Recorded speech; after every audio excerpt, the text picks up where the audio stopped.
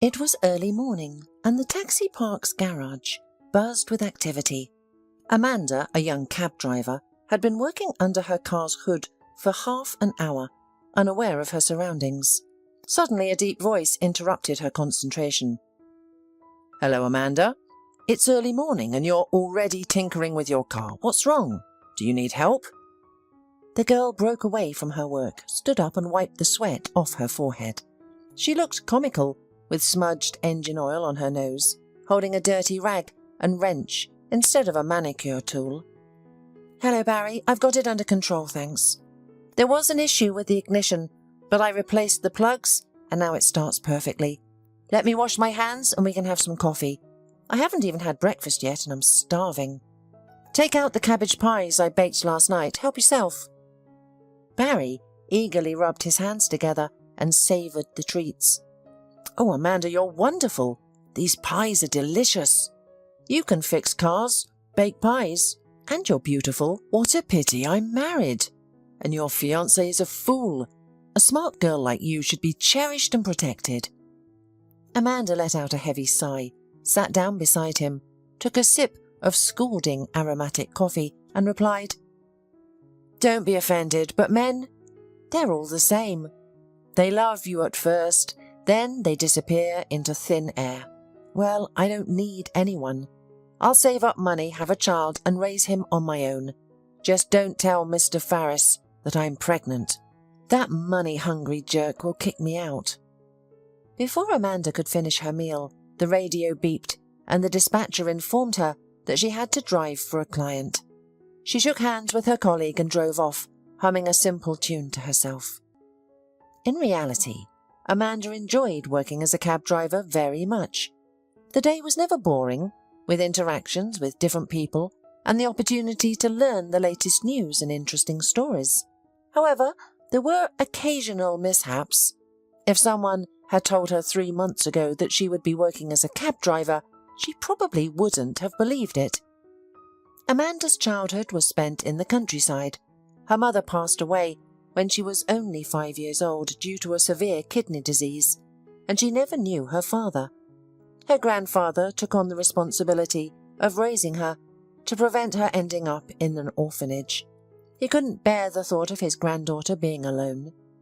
Amanda loved her life in the countryside, surrounded by endless wheat fields, open spaces, fragrant hay, and her favourite cat. Her grandfather adored her and taught her everything he knew, from mowing grass to driving and repairing their old Chevrolet. Together they rebuilt the entire car. By the time Amanda turned 16, she could drive as well as any experienced person. She passed her driver's license exam on her first try.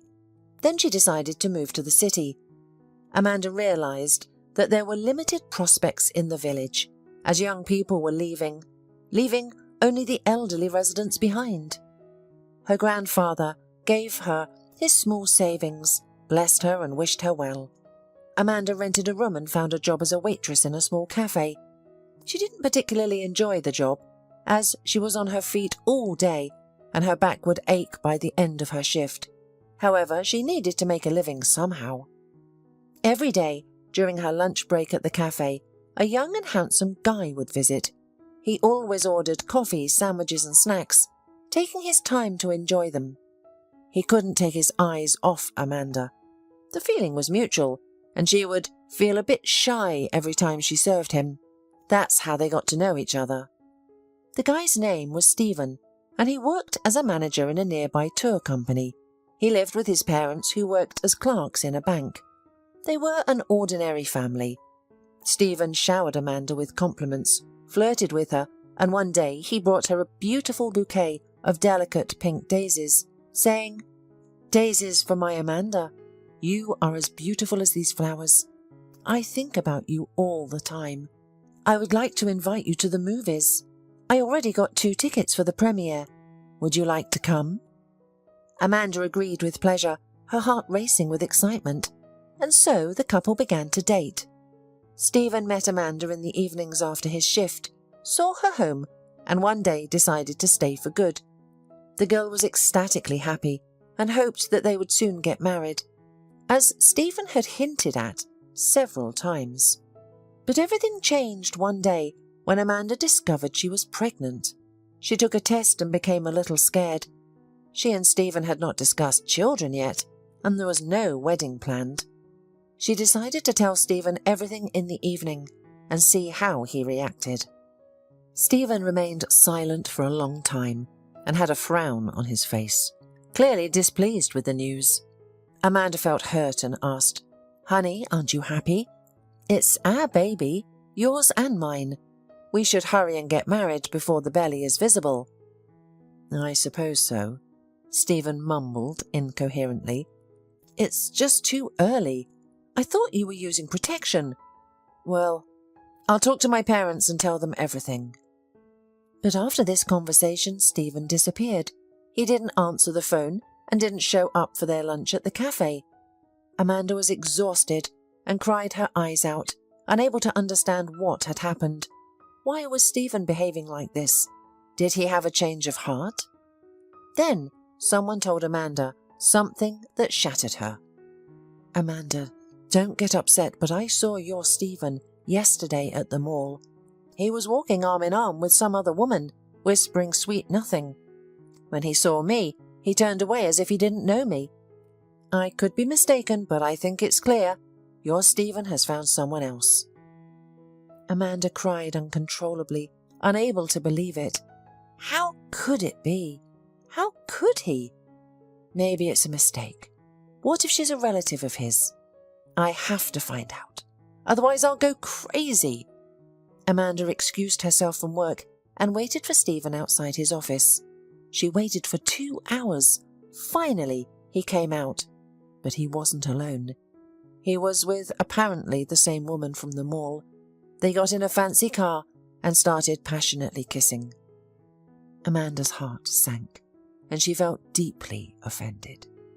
Losing control, she ran towards the car, banging on the glass and shouting, "Cheater! Traitor! What about me? Aren't you ashamed, you scoundrel?" Frightened, Stephen jumped out, pushed Amanda away and murmured, "Forgive me, it just happened. Peggy is now my fiancée. My parents decided it. I told them everything and they forbade me from seeing you. Please go away, Amanda. It's over between us." Stunned, Amanda slapped Stephen hard and said, "But I'm pregnant with your child. What am I supposed to do now? Don't you care?" Stephen shrugged and said, "Well, I don't know. Go to the hospital and solve the problem. What's the big deal? Amanda, please stop screaming and go away." Then a wealthy woman emerged from the salon, giving Amanda a scornful look, and asked, "Who is this, Stephen? What does this crazy woman want from you?" Stephen pushed Amanda away and replied, "It's nothing. She's just mistaken." Peggy approached Amanda, looked her in the eyes and said harshly, "This, sweetie, is mine. I've decided it, and you better not get in my way. Otherwise you'll be in trouble. My father has connections. I've warned you."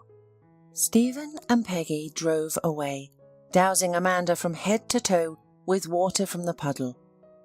But the poor girl was standing in the middle of the parking lot, unable to move. It all felt like a nightmare, a terrible dream. Amanda couldn't bring herself to go to work. She cried at home for a week, consumed by grief and betrayal. There were even thoughts of going to the hospital to solve all her problems at once. But she was scared. What if something went wrong and she couldn't have children at all? How could she live with the guilt of ending a life? On one of those dark days, her neighbour Barry came to visit, asking for a stomach pill for his sick child. He forcefully took her to his home, where his wife joined them. They gave Amanda sedatives, hot tea, and patiently listened to her story. The girl needed someone to talk to pour out her soul, because the pain of her lover's betrayal was tearing her heart apart. She told everything without holding back any secrets.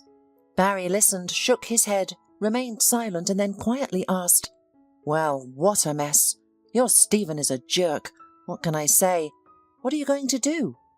Amanda shrugged her shoulders and replied, I missed a week at the cafe, so I was obviously kicked out. I'll have to go back home to the village, to my grandfather, but I don't know how I'll face him. Shame on me, and I don't know how I'm going to make a living."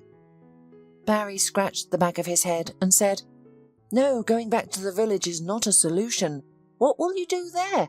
Milk cows? Listen, you mentioned that you have a driver's license and drive well. Come and work at our taxi company. We're short of drivers. But our boss, Mr. Farris, is very watchful, so you'll need to be diligent. However, you'll earn a good monthly salary if you're not lazy. You can save up money for labour and the baby, and then go on maternity leave. Just keep your pregnancy quiet, because if Mr. Farris finds out, he won't take you." Amanda wiped her tears and looked at her neighbour with gratitude. "Thank you, Barry. This is my dream job. I've loved speed and roads since childhood, and I'm a skilled driver. Don't doubt it. I'll start a new life. I've had enough of that cafe. Well, I'll come back tomorrow then, okay? Thank you, guys. I need to hurry and clean myself up. I look like a mess, swollen from crying." Barry's wife patted Amanda on the shoulders and said, "Good girl, Amanda. You can't give up. Why should you let this jerk ruin your life? When you give birth to your little one, you'll realize that his happiness is the most important thing to you. Everything will work out, and we'll help you. Don't worry." And so Amanda found herself working at the taxi company. At first, Mr. Farris didn't believe that she would succeed. He questioned how she would handle heavy client luggage and fix the car if something went wrong on the road. But then he saw how confidently Amanda drove and how she could handle car malfunctions on her own. She performed her duties well, so he decided to hire her. The girl perked up and cheered up. Now she had no time to dwell on her pain and cry. The whole day flew by as she drove and interacted with clients. She enjoyed the work, and Amanda ran to it with joy. Her belly wasn't visible yet, and she wore loose sports hoodies and sweatshirts, so she could continue working almost until her maternity leave. Luckily, her health didn't let her down, and she didn't suffer much from morning sickness. Occasionally her back would ache from sitting for long periods, but it was still better than carrying trays. The only thing that bothered Amanda was the intrusive and greedy owner. At the end of each shift, he demanded a minute-by-minute report. He even installed cameras in the cabin to monitor how the drivers interacted with customers and to ensure money wasn't being mishandled. Despite this, the team was excellent, and Amanda found that it was easier to work with men. There was no gossip or drama. Everyone was focused on their work. She remained friends with Barry, and they would drink tea from a thermos and talk about life. Today, Amanda had a lucrative order. She needed to drive far out of the city to pick up a client. The client promised to pay well just to be back in the city, so the earnings were expected to be good due to the long distance. Amanda was in a great mood, humming a song as she drove towards the client. She was already planning where she would place the crib and where to buy an affordable stroller. She calculated how much she needed for all these preparations. She tried not to dwell on the treacherous Stephen, although it was difficult.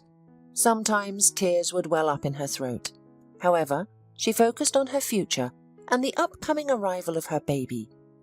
Upon arriving at the requested location, Amanda's mood quickly faded.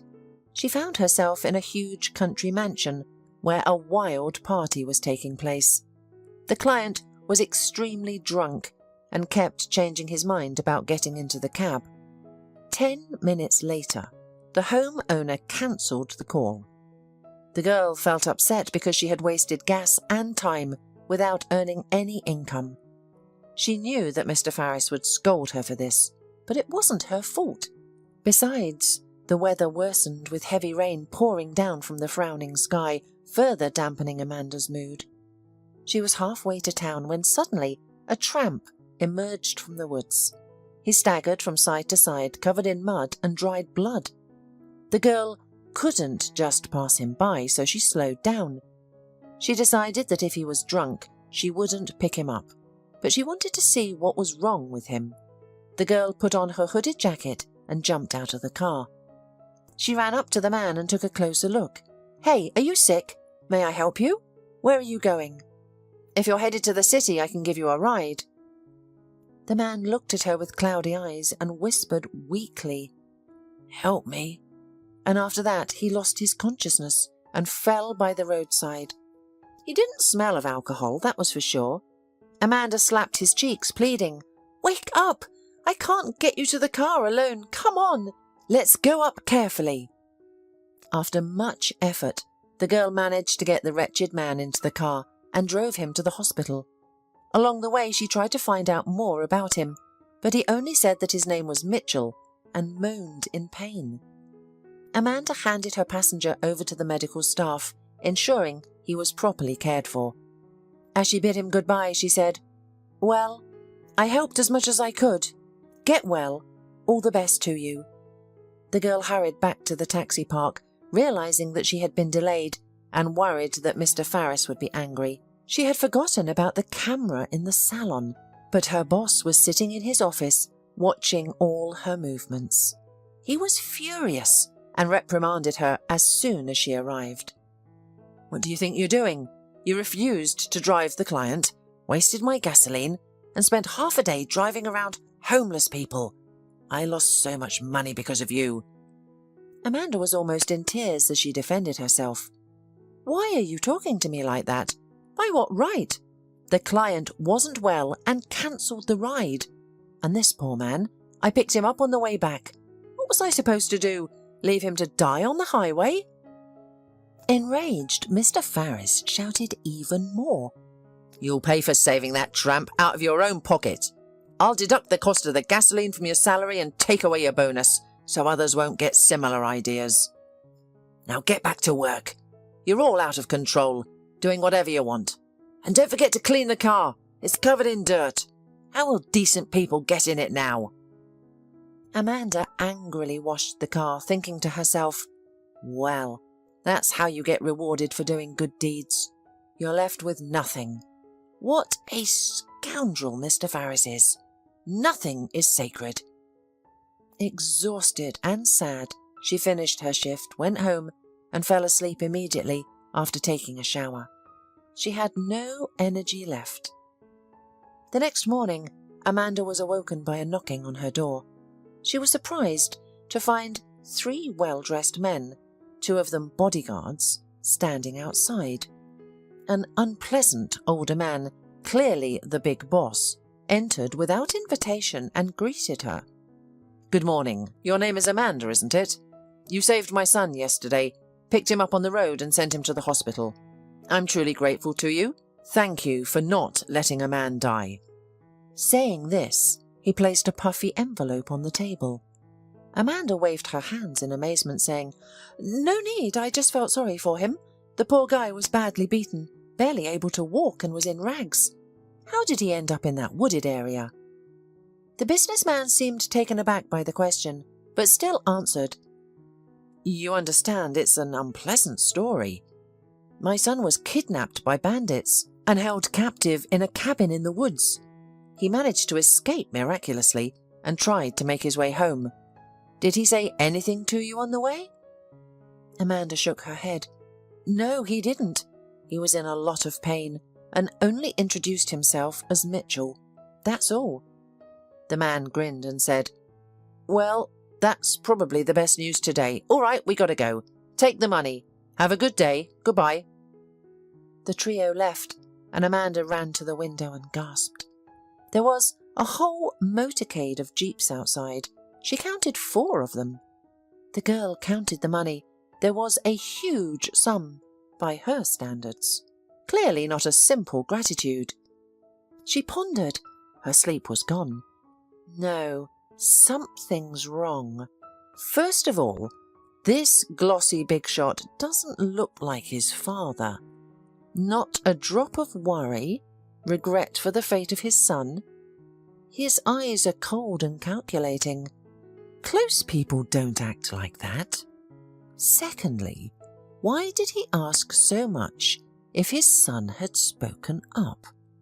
So there's something to hide. Thirdly, how did this man learn everything about me so quickly? And most importantly, why did he come to me? And perhaps this money is not gratitude at all, but payment for my silence. No, I must go to the hospital again and check on Mitchell. I should find out from him what happened to him. Luckily, today is my day off anyway. Amanda bought some goodies on the way and went to the trauma department, where she left Mitchell yesterday, but she was not allowed. Why can't I visit my friend? I won't be long. I'll ask how he's doing, and that's all. Let me in for a little while, please. The doctor himself came down to her and strictly said, Unfortunately, we can't let you in to see Mitchell Liebman.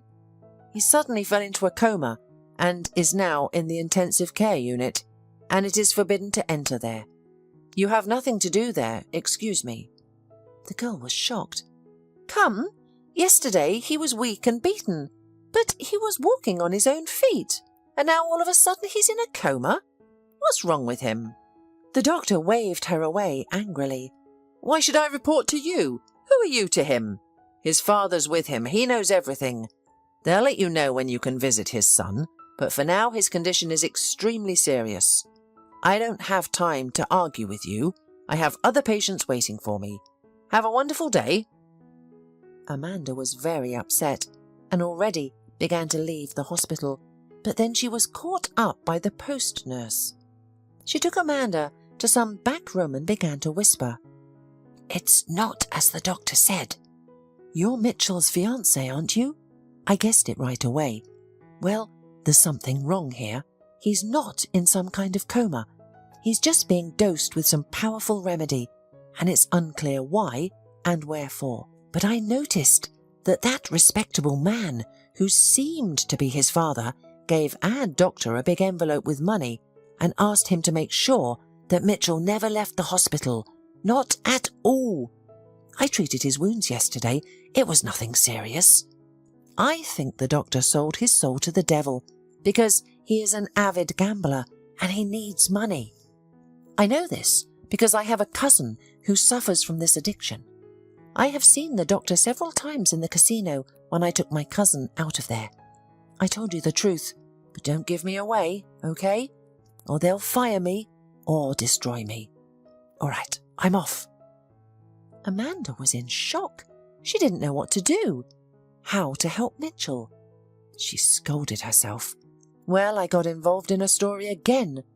I have many problems myself, and I'm worried about other people's problems. What a stupid character I have. The girl was tormented with worries and doubts all night, not sleeping a wink, and by morning she decided for sure that she would not be able to live peacefully if she did not save Mitchell. After all, the guy was her age. Why should he die? It's not right. It's not fair. Amanda's first impulse was to run to the police and tell them everything she knew. But then she changed her mind. After all, if the rich man had so much money and connections to buy everyone and everything, then in the police he probably has his own people. And what could she charge him with? It's all just rumours so far, no proof. The worst part was that there was no one to consult, and then Amanda remembered that nurse, Deborah. So she decided to talk to her again, setting up a meeting at a cafe. Surprised, Deborah arrived on time. Amanda was the first to start. I'm sorry to bother you again, it's just that I have no one else to turn to. I can't tell anybody about something like this. They won't believe it. So I beg you to help me to save Mitchell. I want to get him out of the hospital. I can get a car, I can drive, but how can I get him out? He's in a coma right now. Deborah paused for a moment, then replied, Okay, let's think this through. I have the night shift the day after tomorrow. It'll be Saturday in the ward with a few people on duty.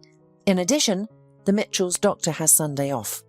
I can refrain from giving that remedy, so the patient will wake up in about 12 to 16 hours. I'll provide you with a white coat, a cap, and a mask to ensure that no one recognizes you. We can also give you a name tag that states you're a doctor. We'll attempt to handle this on our own. I'm hesitant to involve anyone else because I don't fully trust anyone. The only thing left is to figure out what to say when they come looking for him, which will likely happen during my shift. I can't even imagine the trouble I'll be in. I could be fired for this. But you know what? Let them let go of me. Amanda let out a heavy sigh and responded, I don't have a plan. I'll take him to my place, as there's nowhere else. Once he wakes up and tells us who kidnapped him and why, we'll go to the prosecutor's office and let them handle it all. They agreed on that plan. Amanda had been so nervous for the past days that she could barely focus during her work. And on the designated day, she trembled occasionally. She was terrified of what might go wrong. What if it didn't work? What if Mitchell didn't wake up at her house? But it was too late to retreat, and on the appointed night, Amanda turned off the camera after the last order and drove to the hospital. She changed her clothes as Deborah had told her to, crossed herself, exhaled, and went straight to the ICU. Deborah was already waiting for her in the ward. Together they placed Mitchell on a gurney and hurriedly took him towards the exit. The gurney rattled on the tiled floor of the deserted corridor, causing Amanda's heart to race. She silently prayed that no one would approach and question their actions. Thankfully, they were fortunate that everything went smoothly. At this late hour, all the patients were already asleep, including the doctor on duty. Once they placed Mitchell in the back seat of the car, Deborah quickly turned to her post, whispering a goodbye to Amanda. Be careful, Amanda. I wish you and your fiancé a speedy recovery. I've packed the necessary medications and written down the instructions and diet on a sheet of paper. Now, I'm going to hurry before they find me. Amanda drove like a madwoman, her heart pounding. She felt like a criminal, constantly looking around and fearing that someone might be following her.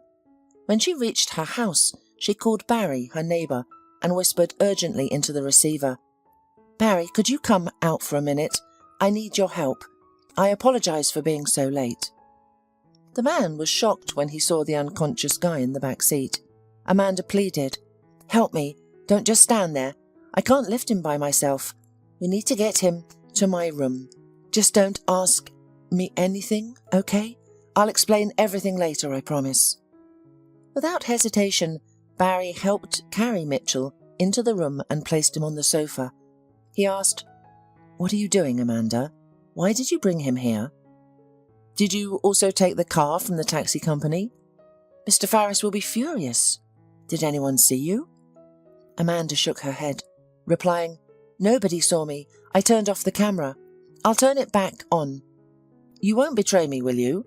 I'm not doing anything wrong. I'm trying to save this man's life. Do you believe me?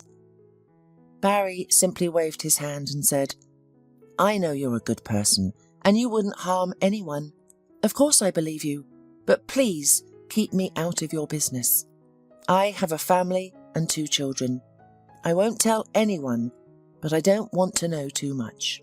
I'm going home. I did what I could. Amanda returned the car to the taxi company without any issues. The guards treated her well, and she was confident that they wouldn't report her. However, she couldn't stop trembling from the events and emotions of this evening. The girl arrived home on the last bus, checked that Mitchell was breathing evenly, and collapsed beside him exhausted. She was worried and cried. God, what have I gotten myself into? Barry is right. It's very dangerous. And if this rich man finds me, what will happen to me? What about Mitchell? I don't even have anyone to protect me. It's not life. It's a detective story. And I'm starring in it. How scary. But at least I saved a man. That's something to be happy about. 13 hours passed and Mitchell finally regained consciousness. He squinted from the sun and looked around, disoriented. Excuse me, girl, where am I? Why am I not in the hospital? Oh, I seem to remember you. You're the cab driver who saved me on the highway. I never said thank you. Amanda grinned and replied, I'll tell you such a story that you'll have to thank me again, though I'm taking a big risk, but still. The girl proceeded to tell Mitchell everything she knew about his alleged father, the drugs he had been given, and her own pregnancy. She needed to share it all with someone to free her soul.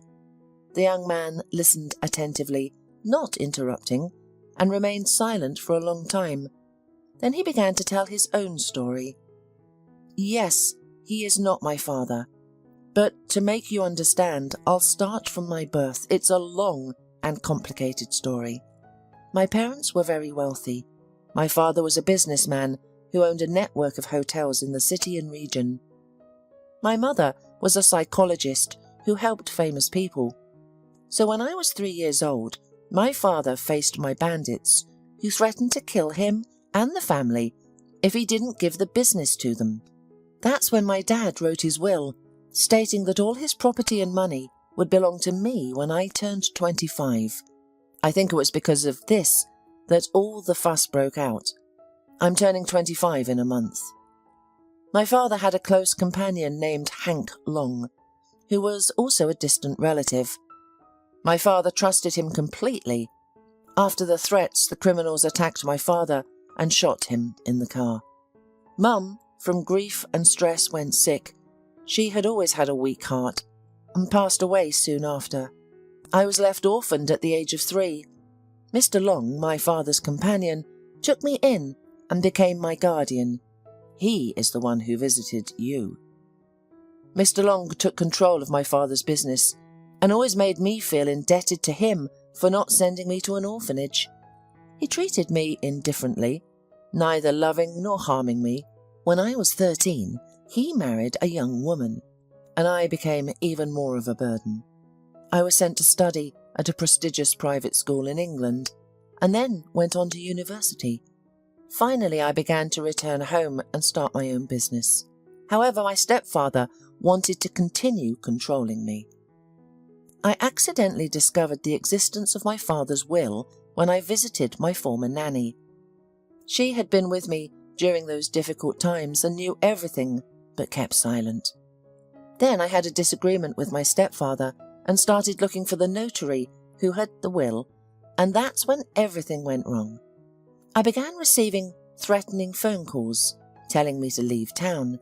I didn't pay much attention to them at first, but a week later I was kidnapped by some bandits. They kept me captive in an abandoned cabin in the forest, beating me and demanding to refute the will. Luckily, I managed to escape. The opportunity presented itself when one of the bandits left and I requested to go to the bathroom. Normally, they would take me out with 2 guys. We moved away from the cabin and I seized the moment to fight back. I don't remember exactly how I broke free and ran. I hid in a hole covered with leaves and stayed there for 24 hours. Eventually, I made it out and wandered aimlessly until I found the road, and that's where you found me. Now, I have no doubt who was behind my kidnapping and who benefited from abandoning me. Amanda splashed her hands. It's obvious, Mitchell. Of course, it's your stepfather. Who else? We must immediately go to the police, prosecutor's office, and sound the alarm. After all, he will not rest until he eliminates you. Mitchell evasively replied, That's right, I just don't understand why my stepfather didn't try to eliminate me before when I was still a child. After all, in the will, there is an addition that if I cannot inherit for some reason, Mr. Long will get everything. Amanda replied, So you are incredibly lucky, and your stepfather simply didn't know about the existence of the will and learned about it only from you recently. But I'm sure he had something to do with your abduction. I saw his eyes, cold, calculating and evil. Amanda took Mitchell to the prosecutor's office, where he told them all about his misfortunes, and then they went to the police. The wheel of justice spun, and a criminal case was opened. After a long and painstaking investigation, horrifying details from the past surfaced. It turned out that Mr. Long not only organised and paid for the kidnapping of Mitchell, but also had a hand in the murder of his father. Mitchell could not believe it. He was shaking. He asked the investigator to arrange a meeting with his stepfather. He wanted to look him in the eye and ask him just one question. Why? The guy thought that now his stepfather would repent and ask for forgiveness because he was facing a life sentence. But no, this scoundrel behaved brazenly and swaggered. "Well, Mitchell, are you happy now? Yes, I'm getting old. I'm getting sentimental. I was weak, and they didn't kill you at once there in the forest. I was dragging you along. You were like a son to me." The guy choked with such insolence. "A son, you say? How can you say such a thing? You've been telling me since childhood that you would find my father's killers, that you were grieving for them, that you were grateful to him. But you gave the order to eliminate him with your own hands. Because of you, my mum died soon after. You ruined my life. Why didn't you eliminate me before? Why did you pay for me to stay in a private school for so many years? You never loved me, I know. You just tolerated me." The businessman grinned wickedly. "I felt sorry for you at first, so I sent you away to study. In addition, I had an impeccable reputation in high society because I took to educate the son of my late partner. It kept suspicion away from me, and I was respected by everyone. And now you've come back to spoil my plans. It was only when you blabbed about the will recently that I got my head in my hands. I couldn't let you get everything. Too regal a gift. I've spent all these years developing the business, investing my time and energy, and now it's all going to go to you. No way. I thought of everything. I calculated everything. But you managed to escape from the forest cabin while I was still hesitating whether to get rid of you now or later. And I would have succeeded if it hadn't been for that stupid cab driver. First she picked you up on the road, and then she drove you out of the hospital. I hate her. That viper ruined my whole plan." Mitchell was outraged. "Don't you dare insult Amanda. She's the best girl in the world. She saved my life twice, from you, by the way, Daddy. Well, you'll never get away with it now. You'll pay for everything."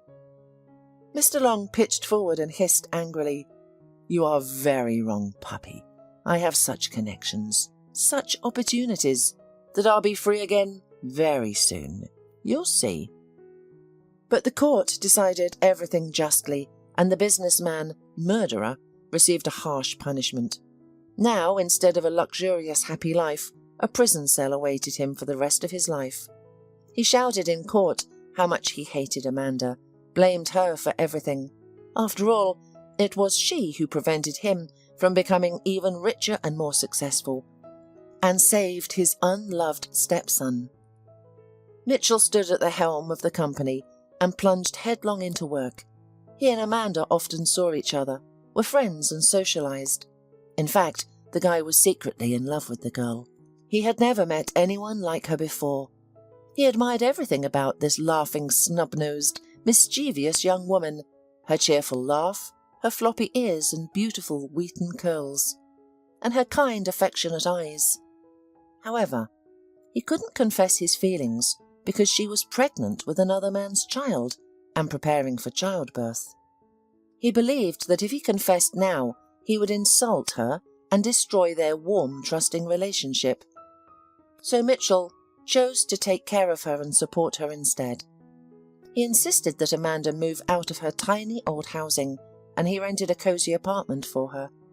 He also urged her to stop working as a taxi driver, since her growing belly made it impossible to hide the pregnancy, and her employer, Mr. Farris, wouldn't pay her maternity leave and might even terminate her retroactively. Mitchell provided financial assistance to Amanda and made sure she had everything she needed. The girl felt very uncomfortable with the level of care. "Mitchell, you spoil me so much. No one has ever cared for me like this. Thank you so much. It's a pity I had to quit driving a cab. I really enjoyed that job. Sitting in four walls is boring." Quietly, Mitchell replied while looking into her eyes, "Amanda, this is the least I can do for you. You are not a stranger to me now. In fact, You are the closest person to me. Don't worry, soon you'll give birth to a baby boy, and there won't be a dull moment. I'll be there to pick you up from the hospital. Will you take me as the godfather?" Amanda was moved to tears and replied softly, "Of course. What are you even asking? You know, Mitchell, I feel so comfortable and calm with you, more than with anyone else. Why didn't we meet earlier? It's a pity. Nothing can change that." Amanda's heart was also filled with love for Mitchell. She was drawn to him like a magnet, but she didn't dare to entertain such thoughts. She kept reminding herself, "Don't dream about him. Why would he want someone else's child? Don't ruin his life. But then, why does he care about me so much? Not every husband would do that. Is it just out of gratitude? I have to convince myself that he's just a friend. That's all. There can never be anything more between us." Amanda exhausted herself with worries and doubts, and there was no one she could talk to about it. One day, while walking from the women's clinic, she ran into Deborah, the nurse who had helped her save Mitchell. Both women were delighted to see each other and decided to have lunch at a cafe and talk about everything. "Oh dear, pregnancy suits you," Deborah said with a laugh. "You look so much better, positively glowing. Well, tell me, how did your detective story with the kidnapping end? I've thought of you often. I almost got fired and was scolded for a long time. I had to write an explanation letter, and they revoked my bonus, but it was worth it. You should have seen the doctor's face when he couldn't find his paid patient in the morning. Oh, what an uproar. Eventually, the investigation started, and our corrupt doctor was finally removed from his position. He was scared and tried to dodge, hoping everyone would keep silent about his dark deeds. But many people were tired of his actions. He also got sentenced and is now in jail. He deserves it. And I even got promoted to head nurse. That's right. So, I have to thank you." Amanda smiled and said, "Congratulations, you deserve it. I've thought of you often too. Sometimes you just want to talk to someone, knowing that they will understand and listen without judgment. As for my pregnancy, it's a complicated story." Amanda told Deborah everything about her ex-boyfriend. Deborah only shook her head and wondered. "You're really something, my friend. I admire you, to be honest. You're so brave. Decided to take a risk for the sake of strangers, and even being pregnant. It's worth a lot. Your Mitchell should kiss your feet. And take my advice. Don't gnaw yourself. Don't torment in vain. And just trust your heart and fate. Everything will be as it should be, believe me. Give birth to a baby, love him, grow. It is the greatest happiness. If Mitchell really loves you, sooner or later he will reveal this, and the child is not a hindrance. I was foolish in my youth. I had a fight with my fiancé, and I terminated my pregnancy quickly without thinking. I took a sin on my soul. And now I'm 37, and I have neither children nor a husband. Do you know how many times I've regretted what I did? I could have raised a baby and not felt lonely. That's right, you're a good fighter. Way to go." Amanda took Deborah's hand and said, "Deborah, thank you for all you have done for me. Please visit me from time to time. I'd be pleased to. Honestly, I've never had any real friends and I trust you. I feel you're a good person. So, let's be friends?" Deborah rejoiced. "I'm all for it. I have Sunday off. If you like, let's go for a walk. Let's look for some interesting baby things, fashionable strollers, and we'll have a chat." From that day on, Amanda and Deborah became thick as thieves. The women had a lot to talk about. They were somehow close to each other internally, just like sisters. When Amanda had contractions in the middle of the night, she did not hesitate to call her. "Deborah, I apologize for calling at night. I think it started. My belly hurts so much. Then squeeze, then let go. No strength. I'm so scared. What should I do?" Deborah woke up immediately and started giving her commands. "First of all, calm down. I will now organize you a transport. And you get dressed, get ready, and wait for me. I'll be right back." Do not forget the most important things and documents. And remember, everything's going to be okay. Dr. Brewster is a great obstetrician, and she is on shift today, and I'll be there for you." Then Deborah called Mitchell herself. "Wake up, Romeo. Your Juliet is giving birth. Let's go to help." Already in 30 minutes, Amanda was taken to the labour room. Deborah and Mitchell stayed waiting in the corridor. The man was very nervous, paced back and forth, and all inquired, "Deborah, you are a medical professional. Tell me, Amanda will be all right. Why hasn't she given birth yet? Maybe something went wrong." The nurse started to cheer him up. "Pour some coffee from the machine and calm down. You men are so fast that this process can even last for 24 hours. Better admit, do you love her?" Mitchell was embarrassed, but answered honestly, "Very much, more than life, and I don't know what to do about it." Deborah laughed. "No, you're hilarious. What is there to think? If you love, get married and raise the boy with her. You both are so funny. Suffer in the corners and pretend that you are just friends." Mitchell got excited. "And you think she loves me too? Honestly? I'm afraid to tell her. I think I might offend her. I can't sleep or eat. She's always in my head." Deborah confirmed. "Yes, she does, believe me. Be more decisive, Mitchell. We girls are romantic natures. We always expect the first step from a man." Finally, a nurse came out and announced, "Well, Daddy, congratulations. You've got a big boy." Amanda barely gave birth to him, thank God, all without complications. Deborah winked to Mitchell. "Well, I told you everything will be fine. Go get some sleep, you lucky boy, and I'll try, as a medical professional, to check on my friend. I'm allowed to." Amanda smiled blissfully as she held her baby close to her chest. All the pain and agony she had endured during the hours of labour seemed insignificant now. As she looked at her son, the name Mark came to her mind effortlessly. It didn't matter who the father was. What mattered was that he was her own flesh and blood. Her life was forever changed, no longer belonging to just herself. The door opened and Deborah entered the room, quietly approaching her friend. She kissed Amanda and exclaimed, "Congratulations, Amanda. Who do we have here? Look how serious he is, frowning like an old man. Come on, smile." Amanda laughed and replied, "Well, to be honest, it wasn't easy. The doctors were concerned that I couldn't do it on my own. But Mark and I pushed through, and now here he is, my little miracle. Where's Mitchell? Did he go home?" Deborah chuckled and said, "I doubt he left. You should have seen how worried he was about you.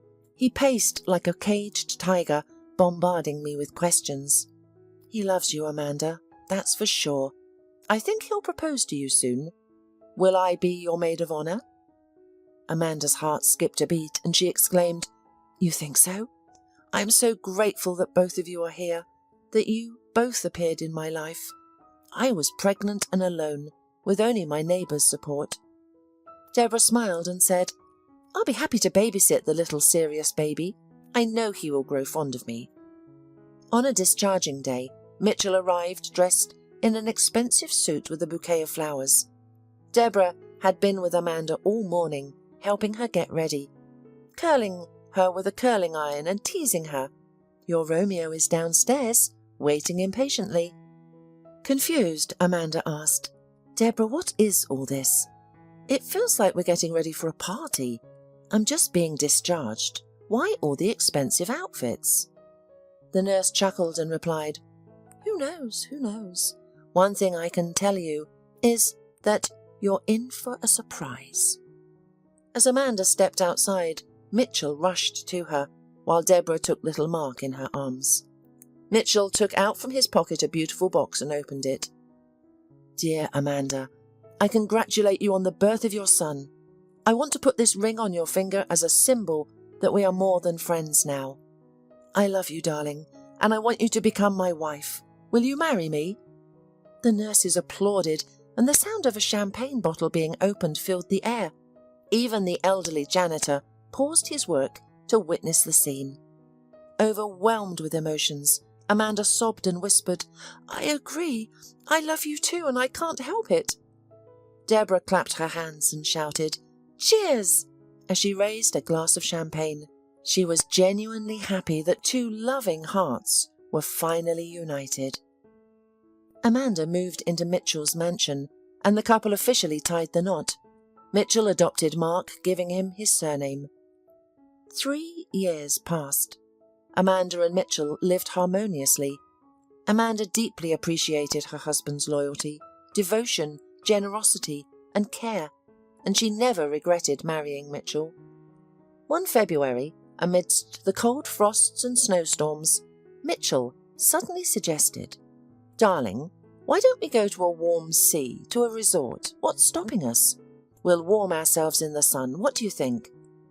Amanda squealed with joy. "Of course I'm for it. I've never been abroad, but I'd love to." "You're the best. Mark, we're going to the sea. Are you happy?" Mark clapped his hands, and the packing started. The couple visited a travel agency to select a suitable tour. The receptionist, a friendly girl, greeted them warmly, offered them coffee, and tried to assist them. She said, "We're delighted that you've chosen our agency. Our manager, Stephen, will assist you." 5 minutes later, Mitchell and Amanda sat down in comfortable chairs, and Amanda was holding Mark in her arms, while they waited for the manager. When the manager approached them, Amanda greeted him but didn't immediately recognize why he seemed familiar. Upon closer inspection, she realized that it was her ex-boyfriend, Stephen. It turned out that he hadn't made any career advancements over the years and remained a manager, just as he was before. Amanda quickly remembered their breakup and decided to play along by pretending not to remember him. She coolly said, "My husband, son, and I would like to choose a family tour to the sea. What options do you have to offer?" But Stephen was visibly flustered and unable to provide a proper response. His mind was consumed with thoughts like, "Is that gorgeous woman really that plain waitress, Amanda? It can't be. Her husband must be wealthy, and the baby is so adorable. He even resembles me. Wait, she was pregnant when I left her. What if he's my son?" Lost in his thoughts, Stephen barely heard Mitchell's voice saying, "Hey, man, are you even listening to me? I've been telling you for an hour when we want to go, and you're just mumbling to yourself. Maybe we should try another agency instead. I'm dissatisfied with this type of service." However, Stephen acted as if he hadn't heard and exhaled before deciding, "Amanda, don't you recognize me? It's me, Stephen. Tell me, is this my son? What's his name?" Mitchell raised an eyebrow and answered stiffly, "This is my son, Mark Liebman. Any more questions? You're obviously out of your mind. Amanda, let's get out of here. We've wasted our time. He's crazy." Amanda calmly replied, "Don't get excited, my love. The man has made a mistake." Mitchell took his wife by the elbow and his son by the hand, and they left the agency. Stephen got a big shock, losing such clients and such a woman. After all, Peggy had left him a long time ago. He never made a career, and he still lived with his parents. The only entertainment for him was beer and soccer on weekends. That was how life went on. Today, seeing Amanda so radiant and happy, he suddenly felt offended and angry with himself. Now his son called another man daddy and loved him, not Stephen. And what was he left with? There were few people willing to marry a simple manager without a place to live and any prospects. Only Amanda had loved him so sincerely and devotedly. If only he could turn back time, he would never have let her go. But it was too late for that. Amanda and Mitchell went on vacation, enjoying the sun and water, coming back completely happy and satisfied. And a month later, they received another surprise. Amanda found out that she was pregnant. Mitchell hugged and kissed her, spinning around and rejoicing like a child. And Amanda thought to herself, if someone had told me that I would meet a tramp on the road, marry him, and have his child, I wouldn't have believed it. And now I'm the happiest I've ever been. That's fate. Soon Amanda decided to play matchmaker for her best friend and introduced her to Mitchell's friend and partner, Andrew. It turned out to be a great decision. They had a passionate romance, and soon Deborah also became pregnant. Now Mitchell and Amanda joyfully shouted, "Cheers!" at their best friend's wedding, wishing them only happiness. The two couples often gathered for joint vacations, grilling kebabs, playing board games, and simply enjoying a friendly and fun time together. To be loved is more valuable than being rich, because being loved means being happy. Everyone knows this truth, but not everyone is fortunate enough to experience love and be loved in life. However, our heroes managed to achieve it.